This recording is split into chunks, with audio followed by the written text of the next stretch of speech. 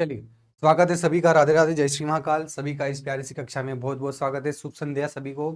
चलिए आ जाइए। आज हमारी एमपी हॉस्पिटल असिस्टेंट 2026 की क्लास नंबर 3 आयोजित हो रही है आपके सामने। ठीक है, सभी का स्वागत है।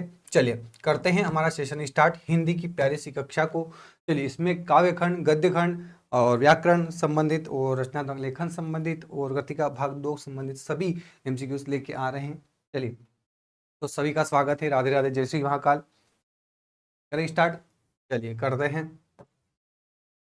एमपी संयुक्त सामान्य अर्हता परीक्षा नए सिलेबस पर आधारित है। ठीक है, फीस इसकी नाम मात्र है और वैलिडिटी 1 साल की है। इसमें आप MP police constable, MP ASI सूबेदार, एमपी आबकारी, छात्रावास अधीक्षक, सब इंस्पेक्टर, पटवारी, पंचायत सचिव, होमगार्ड सभी की तैयारी आप इससे कर सकते हैं एक ही बेस से। ठीक है, और कुछ जानकारी लेना हो, कुछ आपके मन में डाउट आता है तो आप ये हमारे हेल्पलाइन नंबर है, इस पे कांटेक्ट कर सकते हैं। ठीक है, चलिए आगे बढ़ते हैं। हमसे जुड़ने के लिए वो टेलीग्राम पर आपको डेली पीडीएफ मिल जाती हैं। व्हाट्सएप के माध्यम से जुड़ सकते हैं, फेसबुक के माध्यम से, इंस्टाग्राम के माध्यम से जुड़ सकते हैं। ठीक है, चलिए प्रश्न नंबर 1। ठीक है, अपठित गद्यांश का मुख्य उद्देश्य है व्याकरण ज्ञान, पठन बोध क्षमता का परीक्षण, लेखन क्षमता, वाचन कला। बताइए क्या होगा इसका राइट आंसर।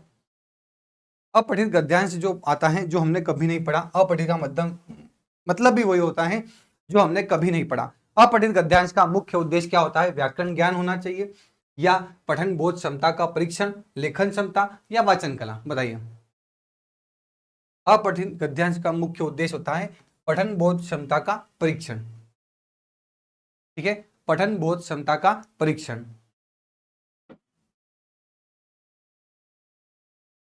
क्योंकि इससे क्या होता है, छात्र की पढ़कर समझने की योग्यता को जांचना होता है इससे। ठीक है, हाँ, और अपठित का मतलब ही होता है जो कभी पहले नहीं पढ़ा हो, है ना।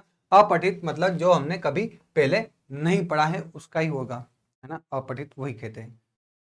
चलिए आगे बढ़ते हैं। माता का आंचल के लेखक हैं, बताइए। प्रेमचंद जी, फणीश्वर नाथ रेणु जी, रामप्रक्ष बेनुपुरी जी, या यशपाल जी। बताइए माता का आंचल के लेखक कौन है? कृतिका भाग 2 से ही चूज है ना। प्रेमचंद, फणीश्वर नाथ रेणु जी, रामकृष्ण बेनुपुरी जी, या फिर यशपाल जी। बताइए कौन होंगे?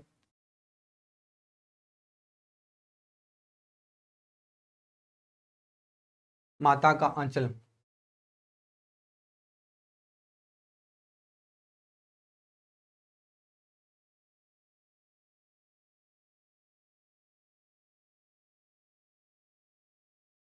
फणीश्वर नाथ रेणु जी हैं मेला आंचल, है ना। ये तो मेला आंचल लिखने वाले।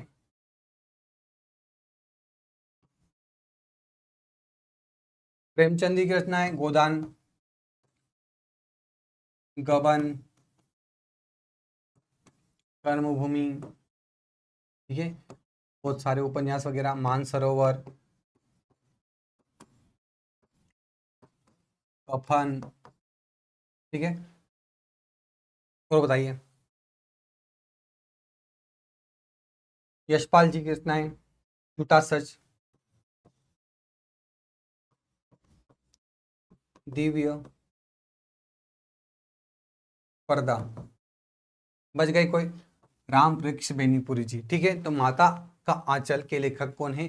राम वृक्ष बेनीपुरी जी। ठीक है, इनकी कुछ रचनाएं मैं आपको बताता हूं। इनकी कुछ रचनाएं हो जाएगी कि माटी की मूर्तें, माटी की मूर्तें, ठीक है, और गेहूं और गुलाब,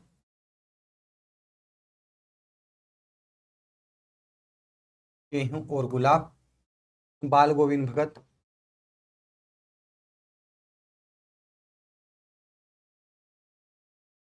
माता का आंचल के लेखक। ठीक है, आया समझ में?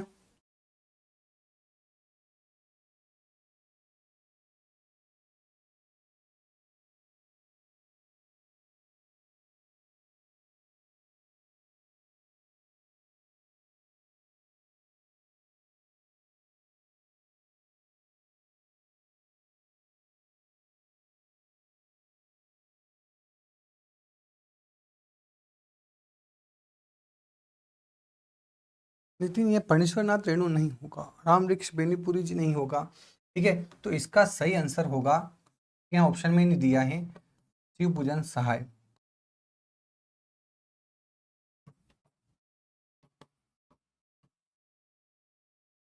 ठीक है, शिव भोजन सहाय की रचना है ये। चलिए आगे बढ़ते हैं। जोध पंचम की नाक व्यंग के लेखक हैं, बताइए कमलेश्वर, हरिशंकर परसाई, स्वयं प्रकाश या अमरकांत। जोध पंचम की नाक व्यंग के लेखक कौन है, बताइए कमलेश्वर है, हरिशंकर परसाई है या स्वयं प्रकाश जी हैं।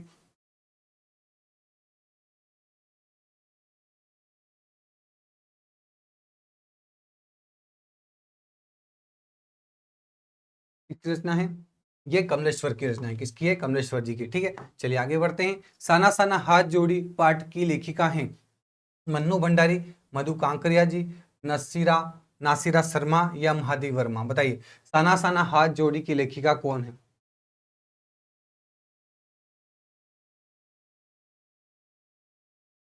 ये इसके एक कहानी यह भी है ना। तो यहाँ पे क्या आ जाएगा, मधु मधु कांकरिया जी। ठीक है, मधु कांकरिया जी जो हैं इन्होंने यात्रा वृतांत, ये जो साना साना हाथ जोड़ी है ये इनका क्या है, यात्रा वृत्तांत। साना साना मतलब छोटे छोटे हाथ जोड़कर प्रार्थना करना। ठीक है, मधु कांकरिया जी ये कहाँ जाती हैं, सिक्किम की राजधानी गैंगटॉक जाती है। कहाँ जाती हैं, गैंगटॉक। ठीक है, और वहां पे कटाव कटाव भी जाती है। ठीक है, चलिए, और इनकी एक सहेली होती है जिनके साथ जाती है, और उसकी सहेली का नाम है मणि। ठीक है, चलिए आगे बढ़ते हैं। सूरदास किस संप्रदाय से संबंधित थे, रामानंदी, पुष्टि मार्ग, नाथ पंथ, सूफी। बताइए सूरदास जी किस संप्रदाय से संबंधित थे, रामानंदी, पुष्टि मार्ग, नाथ पंथ या सूफी। सूरदास जी किस संप्रदाय से संबंधित थे, बताओ।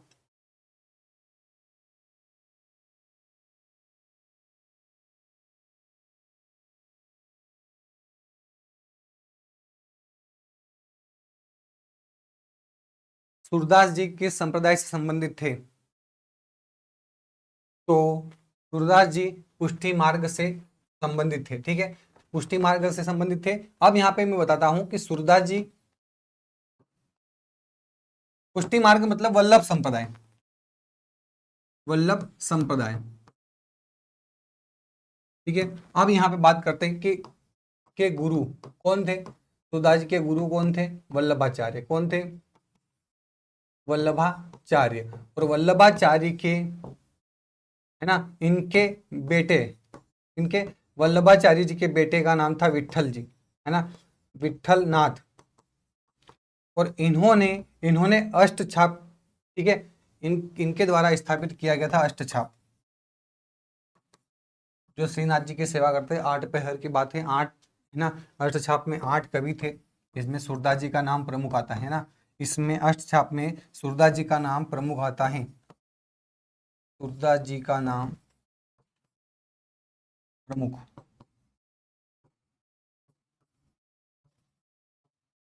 ठीक है, ये आपको याद रखना है। चलिए आगे बढ़ते हैं। रामचरितमानस की रचना किस भाषा में है, ब्रजभाषा, अवधी, खड़ी बोली, मैथिली शरण गुप्त। रामचरितमानस की जो रचना है वो की है तुलसीदास जी ने। ठीक है, तुलसीदास जी ने। बताइए ब्रजभाषा में, अवधी भाषा में, या फिर खड़ी बोली या मैथिली में। बताइए क्या होगा इसका राइट आंसर। तो रामचरितमानस की रचना किस भाषा में हुई है,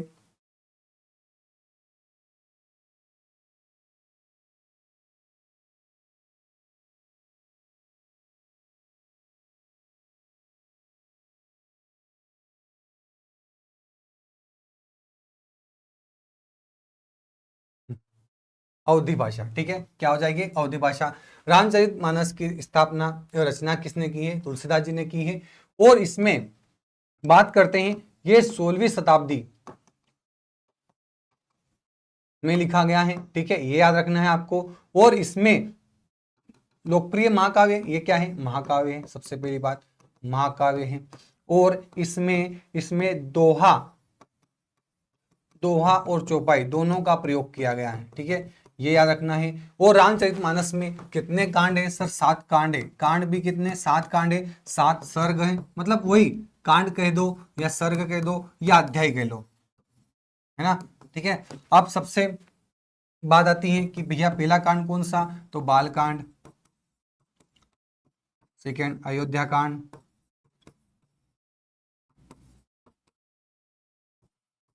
अरण्य कांड, किष्किंधा कांड,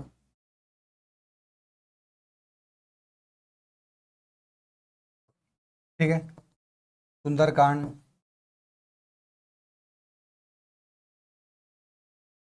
लंका कांड और सातवां उत्तरकांड। ठीक है,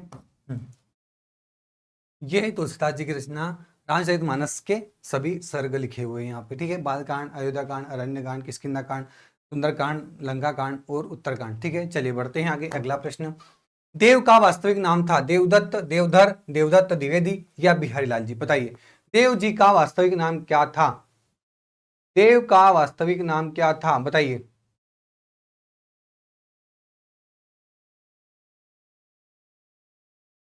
क्या था?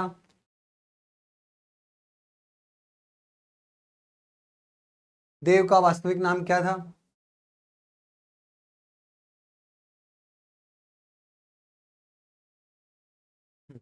तो देव का वास्तविक नाम था देवदत्त द्विवेदी। क्या था? देवदत्त द्विवेदी। ठीक है, अब ये रीति काल के कवि थे। कौन से काल के थे भैया? रीति काल के प्रसिद्ध कवि, महाविलास, भवानी विलास इनकी रचनाएं हैं। ठीक है, रीति काल के प्रसिद्ध कवि हैं और इनका वास्तविक नाम देवदत्त द्विवेदी है और इनका जन्म यूपी उत्तर प्रदेश इटावा, इटावा में हुआ, ये याद रखना है। और ये रीतिबद्ध कवि थे। ठीक है, चलिए, आत्मकथ्य कविता में कवि ने किस रस की प्रधानता दिखाई है? आत्मकथ्य कविता में कवि ने किस रस की प्रधानता दिखाई है?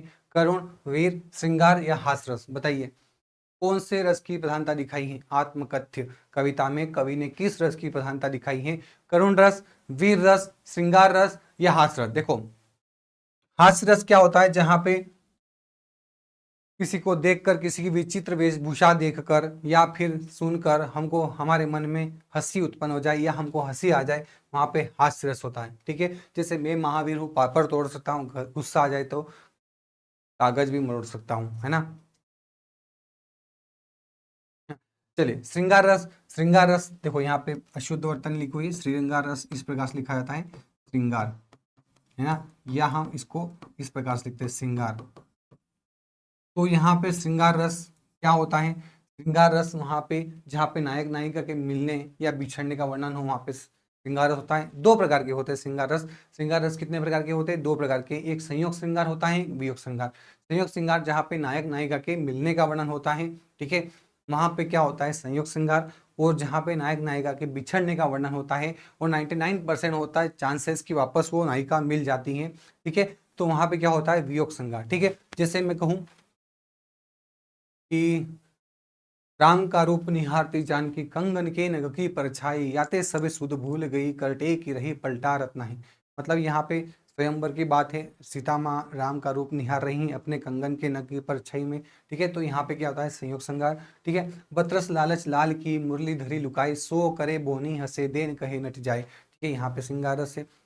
और यहाँ पे और वो कह सकते हैं कि श्री राम को देखकर श्री जनक नंदिनी, बाग में जा खड़ी की खड़ी रह गई, राम देखे सिया, माँ सिया राम को, चारों अखियां लड़ी की लड़ी रह गई। तो यहाँ भी संयोग श्रृंगार। ठीक है, हाँ, श्री रघुवर कोमल कमल नयन को, पहनाओ जयमाला, पहनाओ जयमाला। तो यहाँ भी संयोग श्रृंगार होता है। वियोग श्रृंगार, हे खग, हे मृग, हे मधुकर श्रेणी, तुमने देखी सीता मृग नयनी, जहाँ पे विलाप करते हुए राम, पशु पक्षी, खग खग वृक्ष, है ना, वृक्ष सबसे पूछ रहे हैं कि मेरी मृग नयनी जैसी सीता को तुमने कहीं देखा है।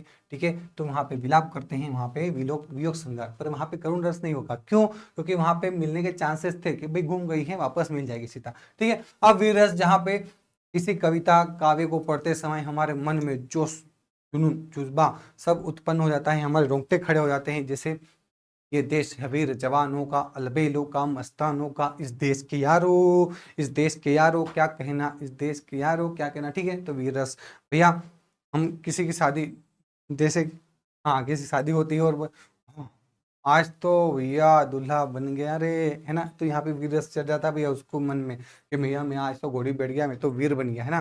तो ऐसा नहीं होता है। बुंदेले हर बोलो के मुंह हमने सुनी कहानी थी, खूब लड़ी मर्दानी वह तो झांसी वाली रानी थी, वहां पे वीर रस। ठीक है, जैसे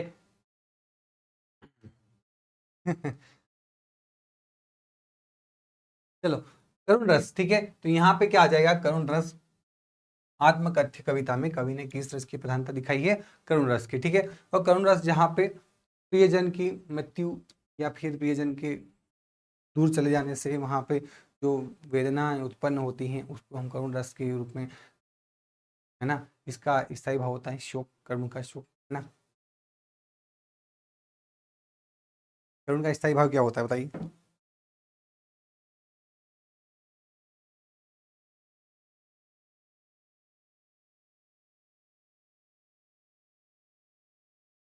गहरी वेदना दुख प्रकट करते हैं, वहां पे क्या होता है, करुण रस होता है। जैसे अभी बंधा था मुकुट माथ पे, है ना, कल ही हुए थे हल्दी के हाथ, हाय लूट गया मेरा संसार, बना सिंदूर अंगार। ये तो वहां पे करुण रस होता है।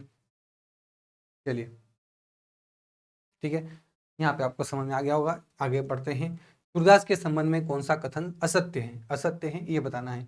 वे अष्टछाप के कवि थे, ये वे पुष्टि मार्ग से जुड़े थे, उनके गुरु वल्लभाचार्य थे, उन्होंने रामचरितमानस की रचना की। देखो ये सब बातें क्या है, सब मिथ्या वाली है। कौन सी, क्या मिथ्या वाली, केवल एक ही बात मिथ्या वाली लग रही है, कौन सी, कि सर उन्होंने रामचरितमानस की रचना की थी। रामचरितमानस की रचना तो तुलसीदास जी ने की थी अवधी भाषा में। ठीक है, तो वे अष्टचाप के कवि थे, हाँ अभी पढ़ के आए। वे पुष्टि मार्ग से जुड़े थे, हाँ ठीक है, वल्लभ संप्रदाय से जुड़े थे, हाँ वे, उनके गुरु का नाम वल्लभाचार्य था, हाँ उनके वल्लभाचार्य के बेटे का नाम क्या था, विट्ठल नाथ। ठीक है, विट्ठल नाथ ने ही अष्टचाप की स्थापना की थी। अष्टचाप मतलब 8 कवियों का समूह होता था जो कृष्ण की सेवा करता था श्रीनाथ जी में। ठीक है, और 8 पहर में उनकी सेवा होती थी, 8 कवियों के 8 पहर। ठीक है, चलिए ऐसा होता था। आगे बढ़ते हैं। राम लक्ष्मण परशुराम संवाद में परशुराम के क्रोध का मूल कारण क्या था, बताइए। राम का वनवास, लक्ष्मण का व्यंग, या शिव धनुष का भंग होना, या जनक का कथन, बताइए इसमें से राइट आंसर क्या होगा। राम लक्ष्मण परशुराम संवाद में परशुराम के क्रोध का मूल कारण क्या था भैया, यहाँ पे क्या हुआ था कि दशरथ नंदन राम लक्ष्मण दोनों स्वयंवर में पहुंचे थे, है ना, अपने गुरु के साथ। ठीक है, अब पहुंच गए, अब उनको अभी आज्ञा नहीं मिली, गुरु ने आज्ञा नहीं दी कि भैया शिव धनुष हमको तोड़ना है। सभी राजा वहां पे प्रतिज्ञा रखी थी राजा जनक जी ने कि भैया जो भी इस शिव धनुष को पिनाक को तोड़ेगा तो सीता उससे स्वयंवर करेंगे, शादी करेंगे। ठीक है, अब सभी महारथी राजा महाराजा सब लोग आते हैं, सब धनुष उठाने की कोशिश करते हैं, रावण तक आ गया था ऐसा सुनने में आता है, तो उससे भी नहीं उठता है ना। अब फिर बारी आती है, फिर वो जनक जी क्रोधित हो जाते हैं कि भैया ये जो धरती है पूरी छतरी विहीन हो गई है, यहाँ पे किसी ने अपने माँ का दूध नहीं पिया है, ऐसा अनशन कहने लग गए। तो लक्ष्मण जी तो गुस्से से भरे हुए थे, है ना। अब वो वहाँ पे सीढ़ियाँ बनी हुई थी, सीढ़िया से नहीं उतरे, डायरेक्ट ऊपर से कूद कूद के आ गए। हाँ तुमने ऐसा कैसे बोल दिया, क्या यार धरती, है ना, मेरे राम भैया को देखा है, मुझको नहीं देखा है, हाँ अरे मेरे भाई की आज्ञा हो तो मैं इस कंदूक समान, मैं इस, है ना, ऐसी पृथ्वी को पूरी कंदूक यानी गेंद गेंद के समान उठा के फेंक दूं, है ना। अरे अरे वही राम जी बोले तू थोड़ी ठंड तक तेरा नंबर आएगा बाद में, अभी मेरे को आने दे। फिर आज गुरु जी की आज्ञा लेते हैं, फिर राम जी आते हैं, धनुष तोड़ते हैं, है ना, धनुष उठा लेते हैं। ठीक है, और पत्ते जब चढ़ाने जाते हैं तो धनुष टूट जाता है। फिर ऐसी खबर उनको पड़ जाती है किसको भाई साहब, परशुराम जी को। परशुराम जी को दृश्य, है ना, मन की गति से तेज चलने वाले, फिर वो यहाँ पे आ जाते हैं, यहाँ पे जनक नगरी है। अब भैया वो कौन, किसने इतना दुस्साहस किया जो शिव धनुष को तोड़ा है, मेरे आराध्य का धनुष तोड़ा है। ठीक है, अब वो उनको पता नहीं भैया ये जो अवतार है भैया मेरे अवतार है शिव मेरे राम जी हैं। ठीक है, उनको पता नहीं है, फिर भी वो क्या गुस्सा कर रहे हैं, बार बार फरसा दिखा रहे हैं कि फरसा से मैंने, है ना, बहुत कई बार क्षत्रिविहीन कर दी इस धरती को। लक्ष्मण जी फिर गुस्सा, ओ उनकी बात को क्या ठिठोली ठिठोली में हास्य रस में लेते हैं कि क्या बार बार फरसा दिखा रहे, क्या हमारे, क्या हमें डरते हैं क्या तुम्हारे फरसे से, हैं हम क्या ये तुम्हारी उंगली से क्या वो जो छुई मुई का पौधा होता है क्या ऐसे हैं कि वो हम शर्मा जाएंगे ऐसे, अरे हम भी वीर प्रताप है आओ लड़ने ऐसा वैसा, तो बात भयंकर बढ़ जाती है। तो वही संवाद से ली गई है। तो यहाँ पे बात क्या आती है, राम लक्ष्मण परशुराम संवाद में परशुराम के क्रोध का मूल कारण क्या था? राम का वनवास था? ऐसा नहीं था। लक्ष्मण का व्यंग था, या फिर शिव धनुष का भंग होना था, या फिर जनक का कथन? बताइए। अब इन दो ऑप्शन को मैंने हटा दिया। लक्ष्मण का व्यंग था या शिव धनुष का भंग होना था? पहले बताइए क्या होगा इसका सटीक आंसर।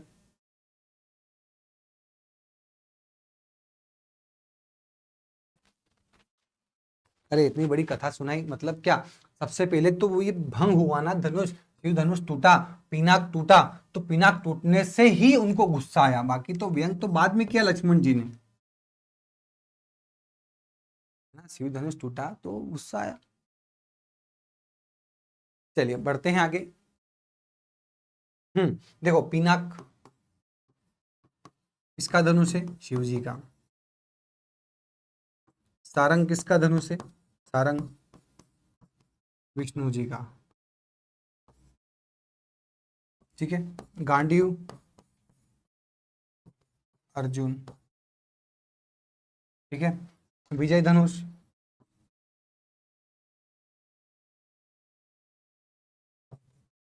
कर्ण का। ठीक है। चलिए आगे बढ़ते हैं। उत्साह कविता में निराला किसे जागृत करने का आह्वान करते हैं? प्रकृति को, मानव की कर्म शक्ति को, देवताओं को, पशुओं को? बताइए क्या होगा इसका सटीक आंसर। सूर्यकांत त्रिपाठी निराला जी उत्साह कविता में किसे जागृत करने का आह्वान करते हैं? क्या प्रकृति को करते हैं, मानव की कर्म शक्ति को, देवताओं को, पशुओं को? बताइए किसको जागृत करने का आह्वान करते हैं?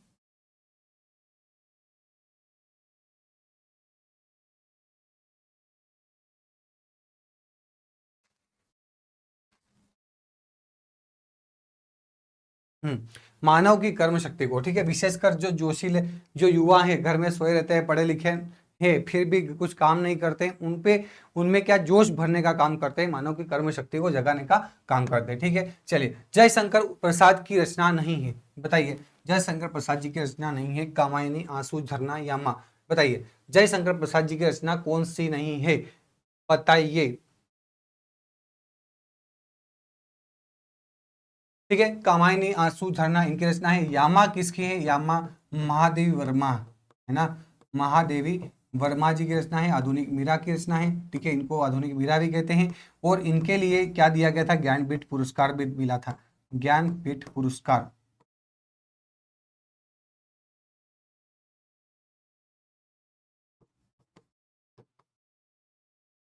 ठीक है। चलिए बढ़ते हैं आगे। देव किस रीतिकालीन काव्यधारा के प्रमुख कवि माने जाते थे? भक्ति धारा, रीतिबद्ध धारा, स्वच्छंद धारा, ये छायावादी धारा? अभी मैंने बताया था देव के किस रीतिकालीन कवि थे, है ना। अब ये किस काव्यधारा के थे भैया? भक्ति धारा के थे, रीतिबद्ध थे, रीति मुक्त थे, या स्वच्छंद थे, या फिर रीति सिद्ध थे, ये छायावादी थे? बताइए।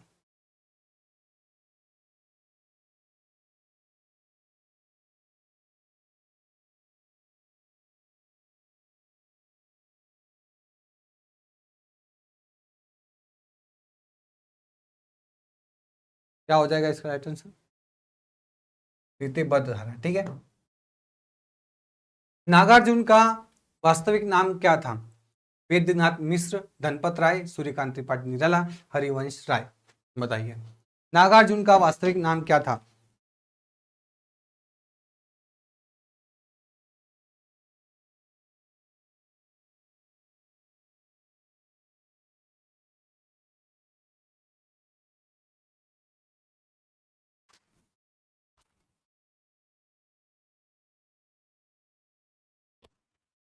वेद्यनाथ मिश्र। ठीक है। इनका वास्तविक नाम क्या था? वेद्यनाथ मिश्र। और ये धनपत राय, धनपत राय किसका वास्तविक नाम था? धनपत राय किसका? मुंशी प्रेमचंद जी का। इसका मुंशी प्रेमचंद जी का वास्तविक नाम था। सूर्यकांत त्रिपाठी निराला, निराला कहते थे इनको, कि क्या कहते थे? निराला जी। ठीक है। और हरिवंश राय बच्चन ये हालावाद के प्रवर्तक थे, हालावाद। आज अंगूर की बेटी से मोहब्बत कर ले, है ना, मधुशाला, मधुबाला। चलिए आगे बढ़ते हैं। नेताजी का चश्मा कहानी का केंद्रीय व्यंग किस पर है?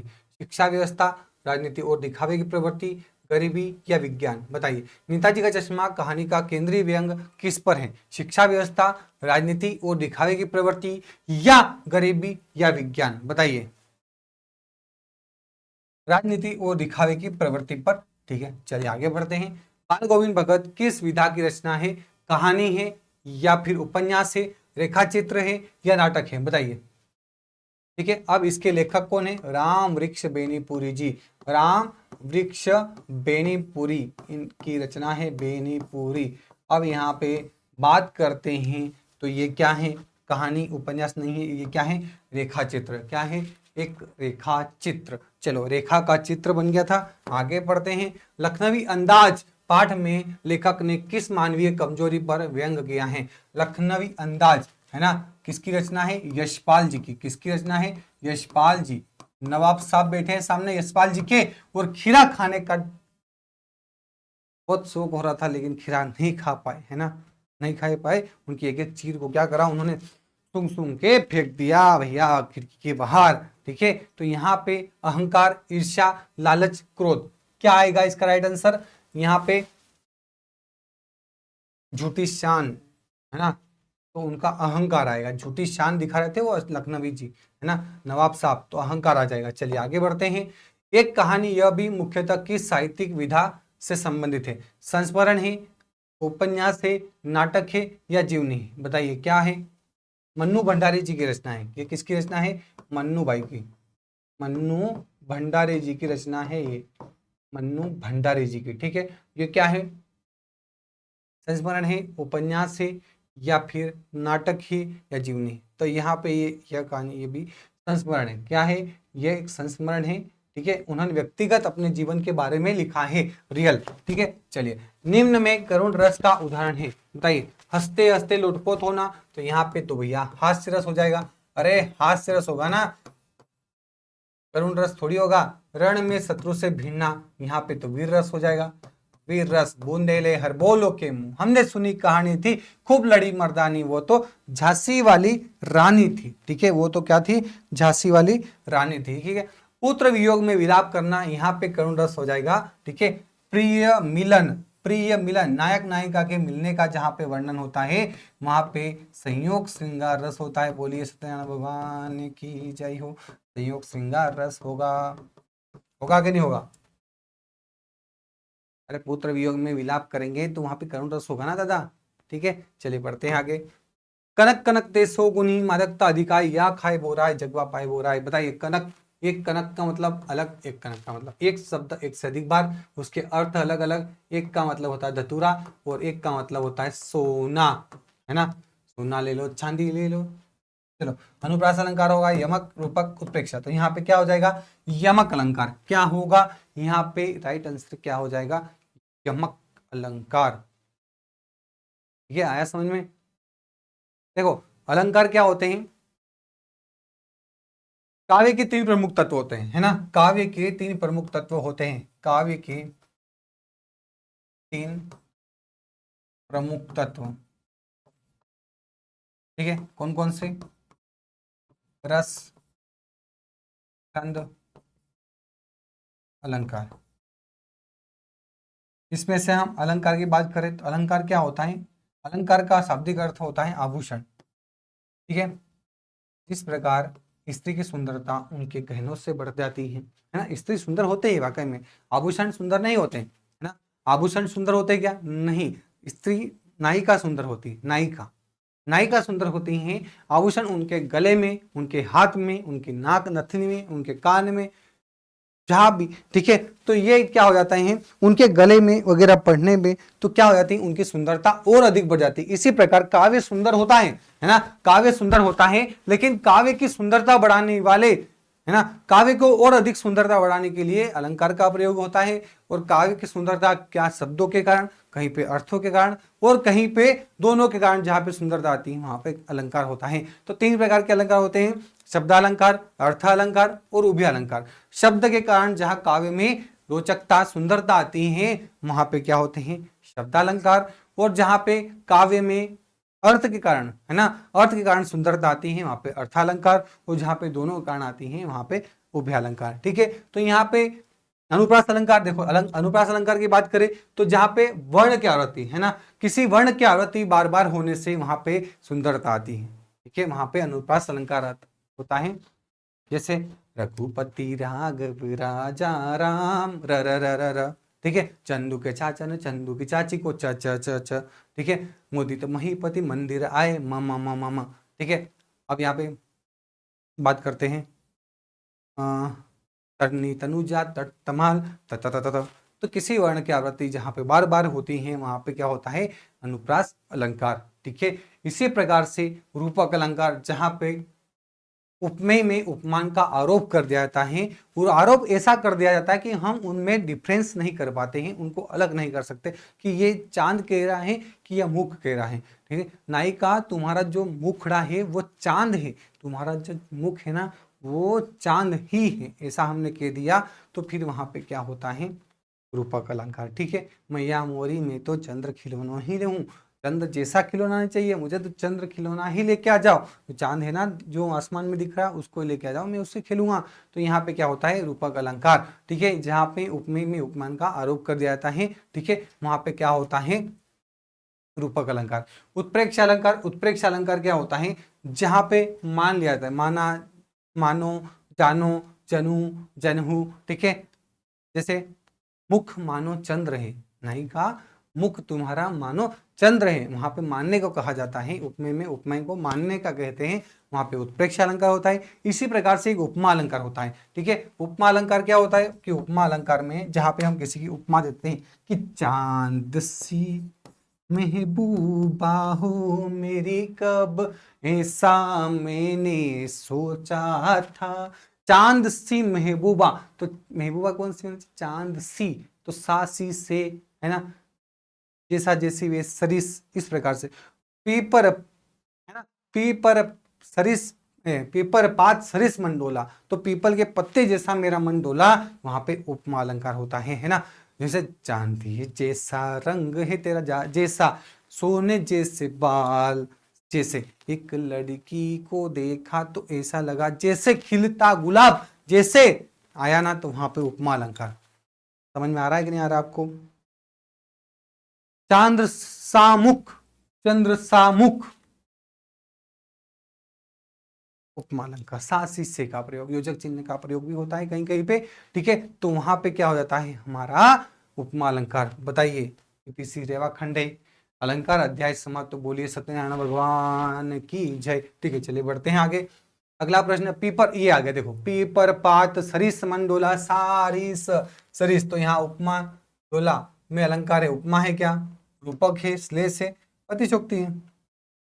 डायरेक्ट बता दो अब, सरिस, पीपर के पत्ते जैसा मेरा मन डोल गया, जैसा मेरा मन डोला, सरिस आया, उपमा अलंकार लगाना डायरेक्ट, रूपक अलंकार नहीं लगा सकते है ना। श्लेष अलंकार क्या होता है, एक शब्द अनेक अर्थ, एक शब्द के अनेक अर्थ जहां निकलते हैं वहां पे श्लेष अलंकार होता है। जैसे रहीमन पानी राखिए, बिन पानी सब सून, पानी गए न उबरे, मोती मानुष चून। ठीक है, मोती मानुष चून, मोती मानुष चून, तो पानी गए न उबरे मोती मानुष चून। देखो यहां पे रहीम जी कह रहे हैं कि रहीमन पानी राखिए, पानी राखो अपने पास, क्यों, बिन पानी सब सुन, बिना पानी के पूरा जीवन सुना है, किस किस का जीवन, बिना पानी के सब सुन है, सुना सुना है।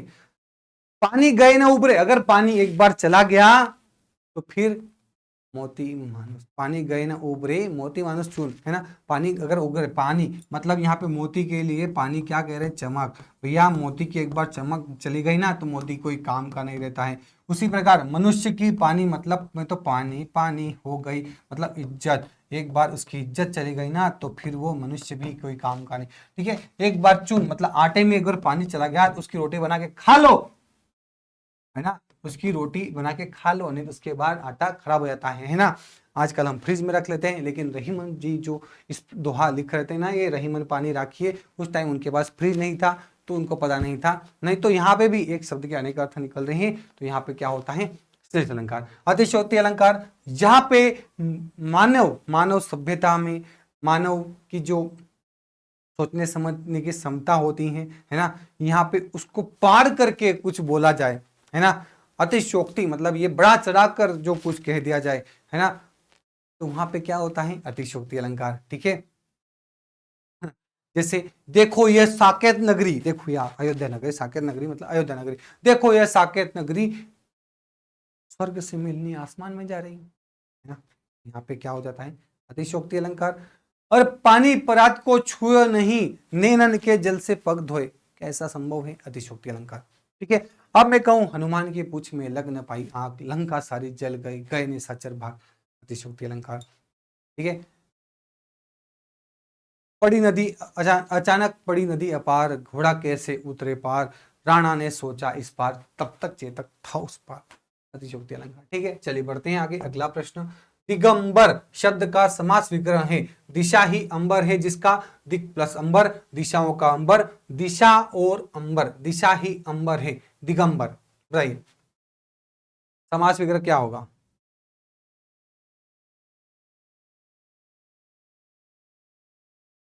अंबर है वस्त्र ना, अंबर है वस्त्र, वसन, वस्त्र वसन अंबर पटचीर, पोशाक, पोशाक, परिधान, कपड़ा। ठीक है, तो भैया दिशा ही जिसके अंबर है वह क्या होते हैं, दिगंबर, एक जैन संप्रदाय। ठीक है, यहाँ पे बहुब्रीहि समास हो जाएगा, यहाँ पे कौन सा समास हो जाएगा, बहुब्रीहि समास। चलिए बढ़ते हैं आगे, अगला, यथाशक्ति में कौन सा समास है बताइए, यथाशक्ति में कौन सा समास है, तत्पुरुष है, कर्मधारय है, अव्ययी भाव है, द्विगु है। यथाशक्ति मतलब शक्ति के अनुसार, है ना, शक्ति के अनुसार, यथाशक्ति, शक्ति के अनुरूप या शक्ति के अनुसार। यहाँ पे यथा क्या है, एक अव्ययी है, क्या है, अव्ययी, एक अविकारी शब्द है, तो यहाँ पे अव्ययी भाव समास हो जाएगा। द्विगु समास में पहला पद क्या होता है, द्विगु समास में पहला पद संख्यावाची विशेषण होता है। ठीक है, क्या होता है, संख्यावाचक विशेषण, जैसे नवग्रह, नौ ग्रहों का समूह। ठीक है, शताब्दी 700 है, शताब्दी 100 वर्षों का समूह। ठीक है, चार पाइयों का समूह, इस प्रकार से संख्यावाची विशेषण होता है। ठीक है, कर्मधारय समास में पहला पद क्या होता है, पहला पद विशेषण, संख्यावाचक को छोड़कर, है ना, विशेषण होता है। ठीक है, तत्पुरुष समास में दूसरा पद प्रधान होता है, दूसरा पद क्या होता है, प्रधान होता है, और इसमें कारकों का बोध होता है, कारकों का बोध होता है। ठीक है, चलिए नेक्स्ट, नेक्स्ट हमारा क्या कहता है, 27वां प्रश्न। सदैव का संधि है, सदा धन एव, सद प्लस एव, सदा प्लस इव, सदैव प्लस इव, सदैव, सदा प्लस एव, है ना, क्या हो जाएगा यहाँ पे, सदा प्लस एव। ठीक है, यहां से क्या आया सर, ए आया, आ प्लस ए क्या बनता है, आ प्लस ए क्या बन जाएगा सर, ए ही बनेगा, इसकी मात्रा क्या होती है, ए, पीछे क्या बचा सर, वह बच गया, आगे क्या बच गया सर, स द, क्योंकि आ तो हमने निकाल लिया, स ऐसा कैसा सर, द को ये ए ही पूरा कर देगा, क्या हो जाएगा, ए सदैव। तो ये इस प्रकार का गुण कहाँ में लगता है, ये इस प्रकार की नियम कहाँ लगता है, वृद्धि स्वर संधि में लगता है, वृद्धि स्वर संधि में, ए इसका राइट आंसर हो जाएगा। बताओ कुछ पल्ले पड़ रही हैं बातें कि नहीं पड़ रही।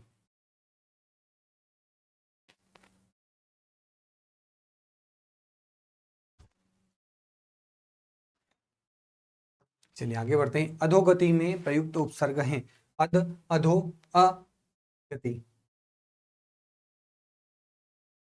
अधोगति में प्रयुक्त उपसर्ग कौन सा है बताइए।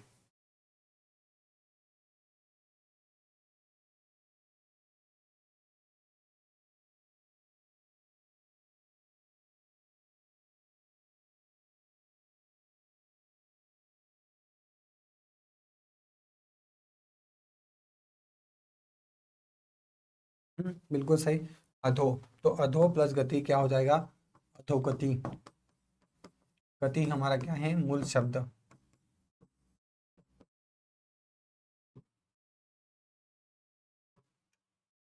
जो पहले कभी न हुआ हो के लिए एक शब्द है, अभूतपूर्व, अप्रतिम, अद्वितीय, अनन्य। अनन्य बताइए, जो पहले कभी नहीं हुआ हो।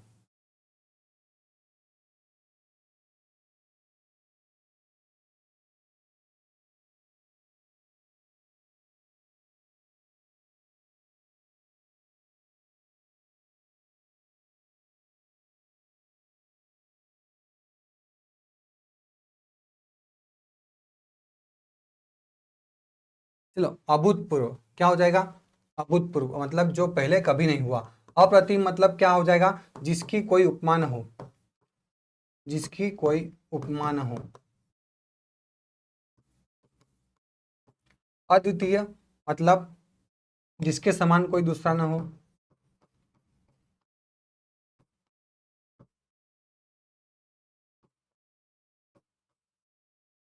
अनन्य, अनन्य मतलब आ, जिसका किसी दूसरे से संबंध न हो, ठीक है, जिसका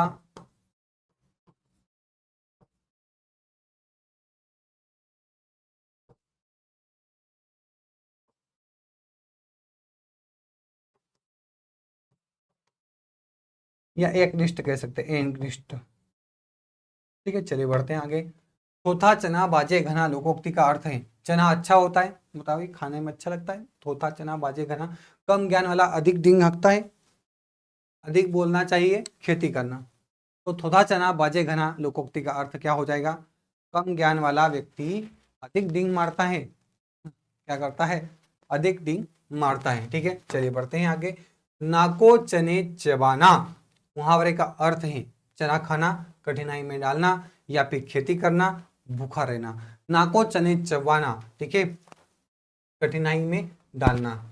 चलिए, दोहा छंद के विषम चरणों में कितनी मात्राएं होती है, 11, 13, 15, 16। देखो, दोहा में 4 चरण, ठीक है, ये पहला चरण, ये दूसरा चरण, ये तीसरा चरण, ये चौथा चरण, 4 चरण होते हैं। ठीक है, 4 चरण हो गए। तो यहाँ पे इन दोनों को क्या कहते हैं, विषम चरण। क्या कहते हैं, विषम चरण, क्योंकि विषम संख्या दिख रही है आपको, विषम चरण। और इन दोनों को क्या कहते हैं, सम चरण। तो बताइए, विषम चरण में और सम चरण में कितनी कितनी मात्राएं होती है, आपको ये बताना है विषम चरणों में कितनी मात्राएं होती है दोहा में, बताइए।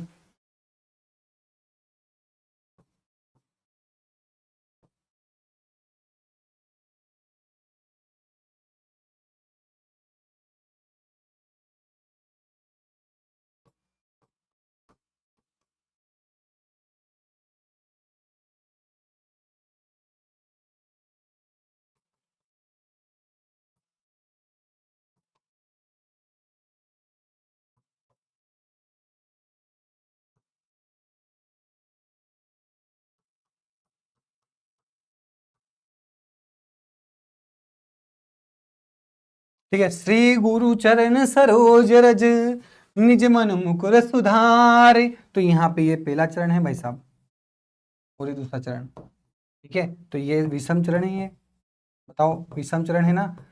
तो विषम चरण में कितनी मात्राएं हो गई, 2, 3, 4, 5, 6, 7, 8, 9, 10, 11, 12, 13, 13 मात्राएं होती है सर। तो यहाँ पे 13 मात्राएं होगी, कितनी मात्राएं होगी, 13 मात्राएं होगी। अब यहाँ पे 1, 2, 3, 4, 5, 6, 7, 8, 9, 10, 11, सर 11, तो 11, 13, 11, 13, 11, सॉरी। तो यहाँ पे पहले में क्या हो जाएगा, विषम चरण में 13 और सम चरण में 11 मात्राएं। समझ में आ जाएगा कि नहीं आ जाएगा, बताइए, कोई दिक्कत लग रही है आपको, नहीं लग रही। चलिए बढ़ते हैं आगे, अगला प्रश्न। दोहा छंद के सम चरणों में वही बात हो गई, सम चरण में क्या हो जाएगा, 11, ये सम चरण की बात हो गई 11, विषम चरण में 13। ठीक है, माता का अंचल में लेखक की माता का नाम था पन्ना देवी, रेणु देवी, सीता देवी, स्पष्ट उल्लेख नहीं। बताइए, माता का अंचल के लेखक की माता का नाम क्या था, पन्ना देवी, रेणु देवी, सीता देवी, भोलानाथ तिवारी जी, बताइए क्या था नाम।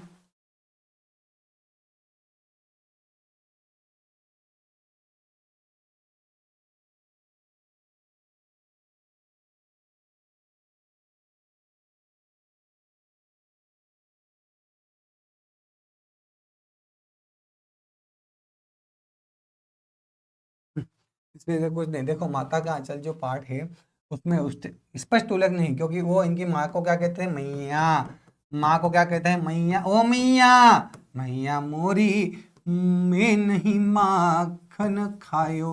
पिताजी को क्या कहते थे, ये बाबूजी कहते थे, है ना। आइए समझ में। ठीक है, चलिए बढ़ते हैं आगे। अगला प्रश्न, जोज पंचम की नाग पाठ का प्रमुख भाव है हास्य, करुण, राजनीतिक, व्यंग, श्रृंगार। यहाँ पे कोई हंसी वसी थोड़ी आती है, नाक करके क्या हंस जाएंगे, क्या रो रहे थे, नहीं। क्या श्रृंगार था, वहां पे कोई नायिका आ रही थी जिससे नायक मिलना चाहता था, नहीं। राजनीतिक व्यंग हो जाएगा। ठीक है, चलिए बढ़ते हैं। कामायनी का महाकाव्य किस कवि की रचना है, कामायनी किसकी रचना है भैया, महादेव वर्मा, पंत जी, प्रसाद जी, निराला जी, किसकी रचना है कामायनी।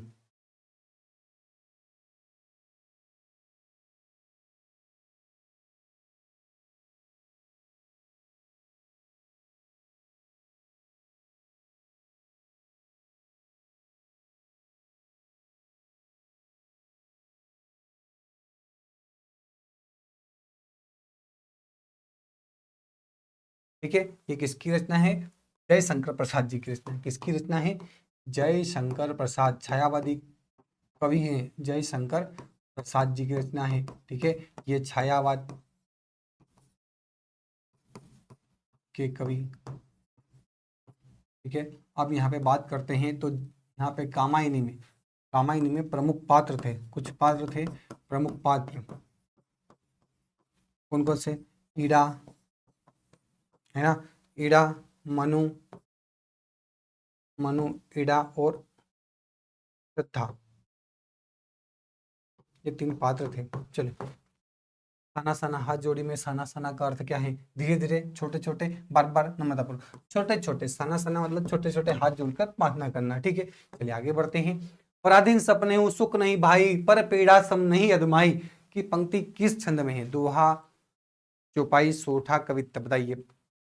पराधीन सपने हूँ सुख नहीं, 1 2 3 6 9 10 11,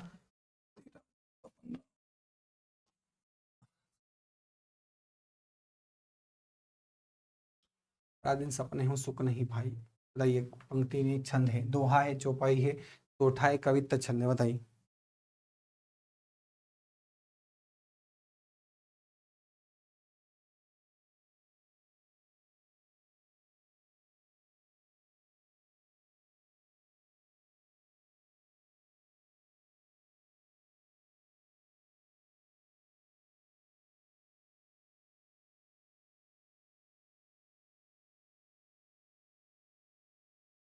चौपाई हो जाएगी। ठीक है, ये जो है रामचरितमानस से।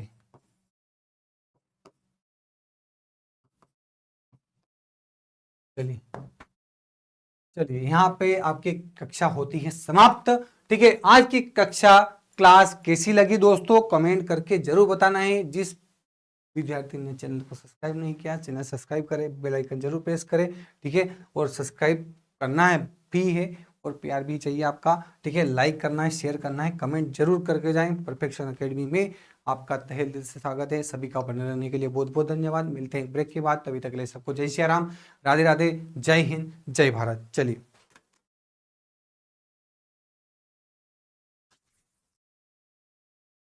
हाँ, पर पीड़ा सम नहीं अधमाई।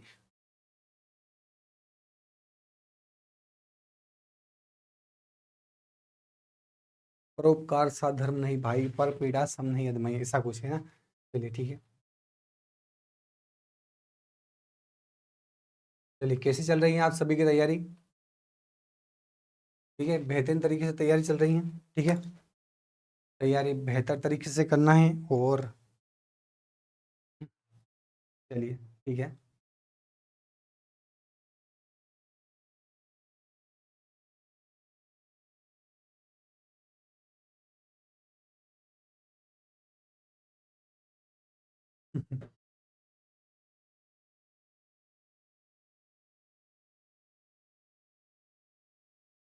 चलिए, जय हिंद, जय भारत।